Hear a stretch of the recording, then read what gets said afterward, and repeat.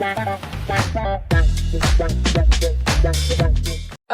back to another episode of the Ionavation Podcast, where we interview different entrepreneurs, get their life experience, their stories, as well as advice for future generations. So here we have a very special guest with us today, DiBuono. Thank you for being here with us today. It's a pleasure to be here. So give us a little introduction about you and what you do. Yes, so I've had a lifelong journey of entrepreneurship. I did study here at Iona, so I am an alumni. Welcome back. It's been great to be back. I'm really happy to see all the innovation that's taken place since I've graduated here. All the resources that are available to students, it's really kind of refreshing to see. So I started my first business not long after I graduated here. I did try corporate America, which really didn't work for me. And right after that, I started my first business, and I've kind of been a serial entrepreneur ever since. And what do you think was your driving force to say that corporate is done and now I want to go into business? So for me, what I found about corporate, it was very limiting in, my creativity. So I wanted to progress within the company and really want to grow. But apparently, there were all these different procedures in place about you have to be here for X amount of time before you can even consider you for any growth. And so for me, that just didn't work. I'm very ambitious. I'm very competitive. And, I really wanted to grow in my career, and I was being limited that way. And so I took the very difficult decision to resign and start my own businesses. And like I say, I really have never looked back ever since. That's amazing. So you're Iona Prep for high school, Iona for college. Talk to us about what it means to you to come back to your alma mater and just give a speech like this.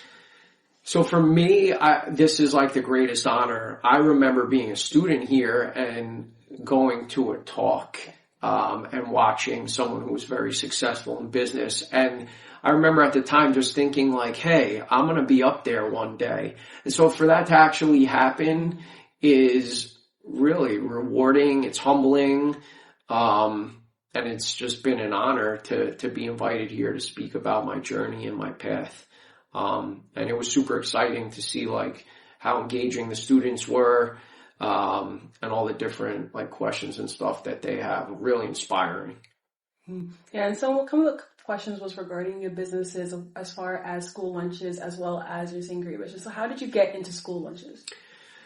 So school lunches, I really just thought there was a void. At the time, my idea was it was a simple idea, was to actually make lunches from scratch and be transparent about the ingredients. And if you could believe it or not, 20 years ago, that was pretty novel. It wasn't happening across the board like it is today.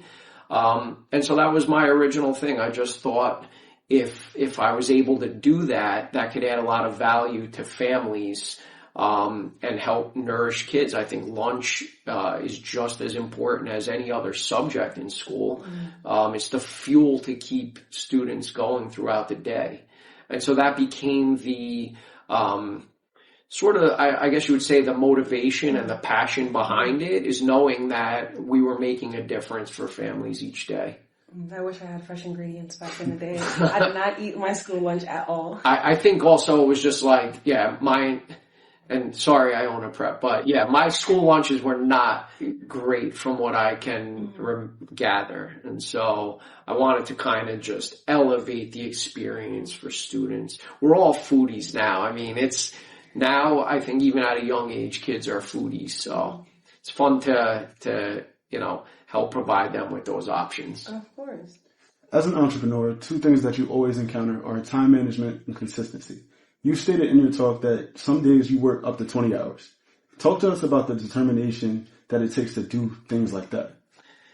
I don't know if it's determination. I'm laser focused on where I'm going and how to get there. And like I say, I'm very competitive. So to me, if I'm outworking other people, I'm getting there faster. Even if that takes 20 years, I'm still getting there faster. I don't know, if I'm cut from a different cloth or however you want to say, but I've been fortunate enough to this point where I don't wear down mentally. I don't wear down physically, although it is getting a little harder physically as the older I get, the more years that, it is getting a little more physically enduring. But again, all goes back to, like I said in the talk, back to passion and burning desire that keep bringing me closer to the finish line. And so that's where a lot of it comes from. Okay.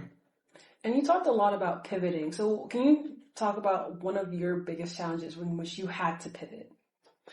So I say one of my biggest challenges, and obviously we were all forced to do this, was COVID, right? Like we couldn't avoid this pivot. So at that point, you were either going to pivot or you weren't going to exist anymore. I'm talking, of course, about business. We were all forced to rethink our strategies. And you could have continued to stay in the same line of business doing the same thing, but you still had to think more about like damage control for the future if this were to happen again. Like how can you avoid or minimize the impact? For me, all of my operations shut down essentially. So it was the first time in about 20 years that I had time to reflect and think and try to actually think about what is my path forward, what's the next venture or steps that I want to take. And it was really refreshing for me because I wouldn't have allowed myself that time otherwise because I'm always in go mode. And so that allowed me to, really rethink. And that's how the Sangria business was born. Now, not the recipe, but the actual business was born during that time. And so, that's an example of where a challenge and a pivot bred a new business and actually my most successful venture to date. And how do you, because I realized that you said you're allergic to the fruit that's in it. So who's the taste tester? Is there a lab? Is there just like family members can drink this, don't spit it out at me? So, yeah, basically. So originally it was just trial and error and then actually trying to sell it to customers. Like I said, I had a tiki bar, so they were able to drink it on site. But as we actually turned into a business and I started creating new blends, I just used my loyal customer base to let me know if this is something that they would purchase or not. So when I was doing tastings, you bring a new blend with you and you put it out. And if people enjoy it or willing to buy it, you've done something worthy of making it to the line. Now, if they didn't like it or didn't want to buy it, didn't mean it was a complete failure. You listen to what has to change. So, for example, my mango habanero blend, when I first made it, was so spicy you couldn't even get it near your lips. Now, I didn't know that because I can't taste it. And I didn't really know how to work with those peppers, how they would react in the wine. And so my initial try with that was, yes, I love the idea of mango habanero. This is just way too spicy. And so over the next 6 months, I started experimenting with different quantities of peppers, different timing, stuff like that, narrow it down, come back with a new sample for people to try. And it turns out that was the winner. So that was luck. It kind of only took the one iteration, but some blends will take many iterations, many different lips, and a lot of feedback. And you, as an entrepreneur, you have to be open to feedback. I would say that's key to really running a successful business, is to listen first and then react. Very important. So just piggybacking off of that, you said that your recipes took over 7 years to actually manufacture and to continuously evolve. Talk to us about that persistence it takes to never lose sight of your original dream. Right. So I was motivated early on by a lot of really bad reviews. And so I did mention earlier, I'm also a perfectionist. So that also creates a lot of my motivation when I'm taking stuff on. I think for me, I learned at an early age that if I'm not going to do something 100%, I'm just not going to do it. Mm-hmm. So if that takes me many years to get to that point of 100%, so be it. I'll go at it until I get there. You know, and so it is challenging. You know, you have to self-motivate and stay focused. And there's times where of course you want to quit, right? I'm human like anyone else.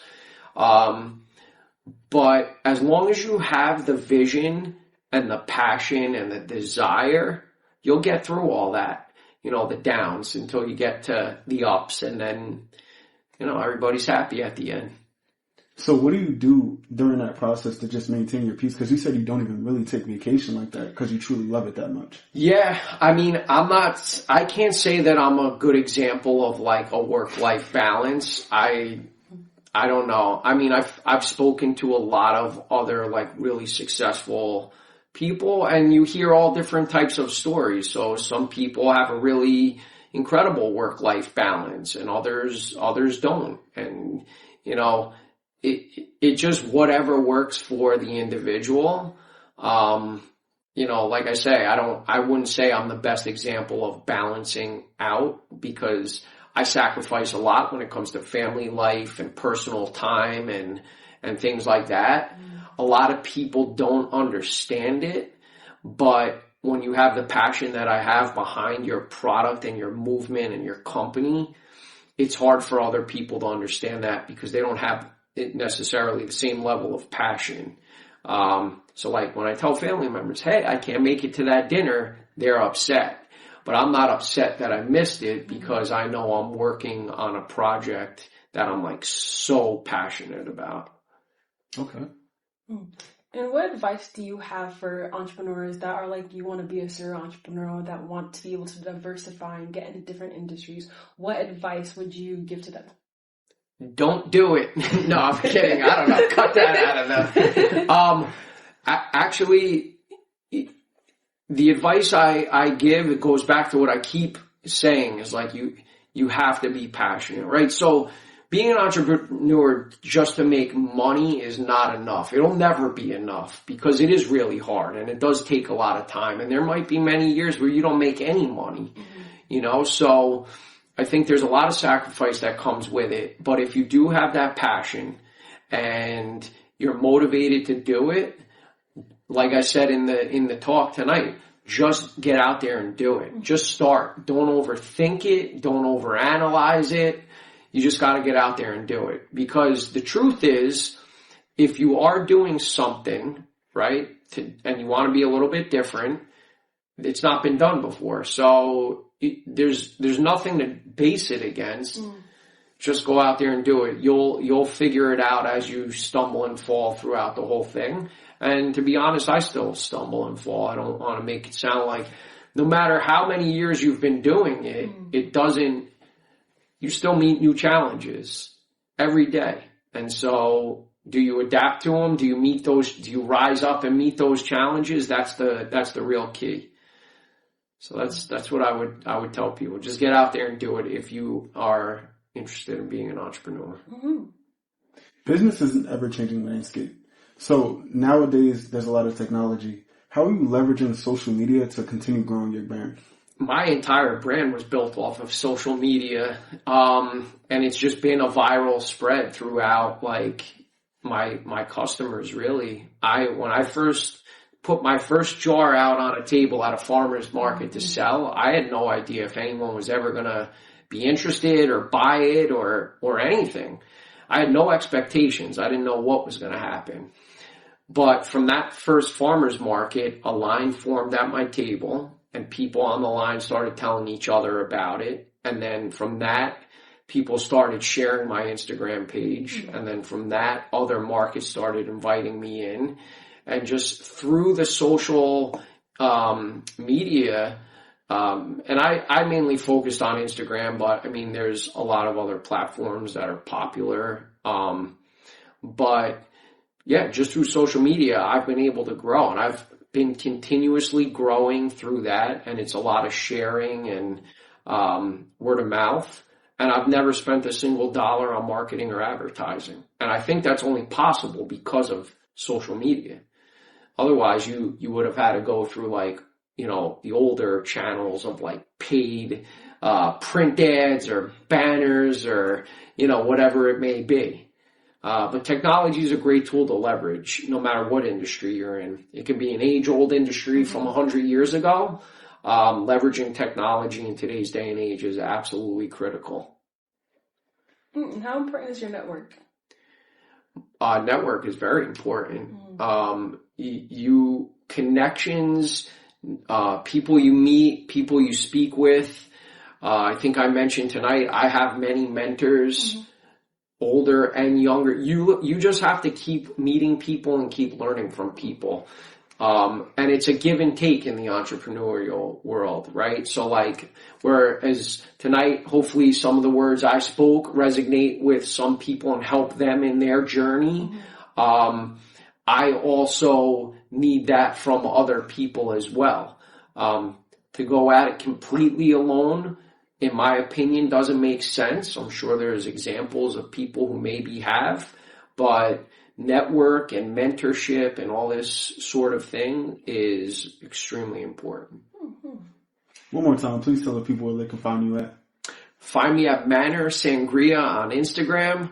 And if you're 21, come find me at a farmer's market. I always post in my stories where I'll be. And specifically this winter, I'll be at Bryant Park Holiday Market, Union Square Holiday Market, and Columbus Circle Holiday Market in Manhattan. It's exciting. It's fun. The sangria is incredible. Come on down, have a sip. I'll see you there. Well, if you guys want to keep getting more insight like this, please make sure to follow us on Instagram and subscribe to our YouTube at Hynes Institute. Thank you for watching.